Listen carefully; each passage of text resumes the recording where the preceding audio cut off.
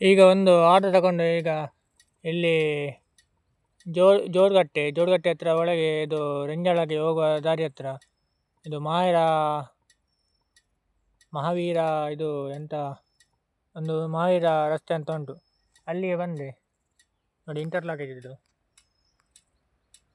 ಅದೇ. ಈಗ ನೋಡಿ ಇದೊಂದು ಹಳೆಯ ಇದು ಮಣ್ಣಿನ ಗೋಡೆ ನೋಡಿ, ಮಣ್ಣಿನ ವಾಲ್ ಕಟ್ಟಿದ್ದಾರೆ, ತುಂಬ ಹಳೆಯದು, ಉದ್ದ ಕಟ್ಟಿದ್ದಾರೆ.